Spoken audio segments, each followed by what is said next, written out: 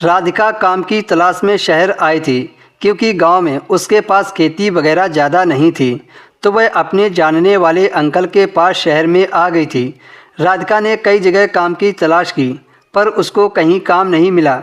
एक दिन राधिका दोपहर का खाना खाकर अंकल के घर में टीवी देख रही थी। तभी उसको एक काम का ऑफर आया। उसको एक बड़े घर में रहकर खाना पीना बनाना था जिसमें सैलरी भी अच्छी थी। तो राधिका ने तुरंत हाँ कर दिया और झट से उस घर के मालिक के पास पहुंच गई। उस घर में मालिक अकेले रहता था। उसकी बीवी और बच्चे दूसरे शहर में रहते थे। मालिक एकदम नौजवान दिखते थे। अभी उनकी उम्र 35 साल की होगी और राधिका तो कच्ची कली थी। अब राधिका के लिए ठीक हो गया था। राधिका को अब अपने अंकल के घर में नहीं रहना पड़ेगा क्योंकि अब उसे रहने का ठिकाना मिल गया था। राधिका के पास पहनने के लिए ढंग के कपड़े भी नहीं थे। तो उसके मालिक ने एक दो जोड़ी कपड़े लाकर राधिका को दे दिए।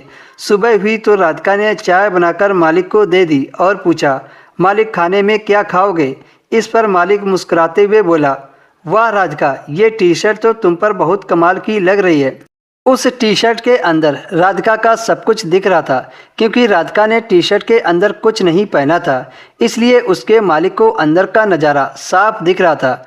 उसका मालिक बार बार राधिका को देख रहा था। राधिका के मालिक का नाम सेठ धनंजय था। उसकी अपनी बीवी से कुछ खास नहीं बनती थी, इसीलिए वह अपने शहर बहुत कम ही आते जाते थे। लेकिन अब तो ऐसी नौकरानी के आ जाने से उनका दिल खुश हो गया था। इसलिए राधिका के मालिक ने राधिका को ढेर सारे कपड़े दिला दिए थे। राधिका इस चीज़ को नोटिस कर रही थी कि मालिक उसकी तरफ कुछ ज़्यादा ही मेहरबान हो गए हैं। मालिक सुबह 10 बजे तक सोते रहते और राधिका उनको चाय बनाकर दे आती तो मालिक राधिका को अपने पास बैठा लेते थे और उसकी पीठ पर हाथ रखकर उसको सहमति देते थे। राधिका भी अब पूरी जवान हो गई थी तो उसका मन भी अपने मालिक की तरफ ज़्यादा लगा रहता था और खुश रहने लगी थी क्योंकि राधिका को यहाँ अच्छा खाना पीना खाने को मिल रहा था। तो उसका चेहरा भी गुलाब की तरह खिल गया था। शाम हुई तो राधिका ने अपने मालिक के लिए आलू के पराठे और गोभी की सब्जी बनाई थी और थाली में ले जाकर अपने मालिक की टेबल पर रख दिया। उसका मालिक उस वक्त टीवी देख रहे थे और कोई रोमांटिक मूवी चल रही थी। अचानक मालिक का ध्यान राधिका की ओर गया तो उसने देखा राधिका खाना लेकर आई थी।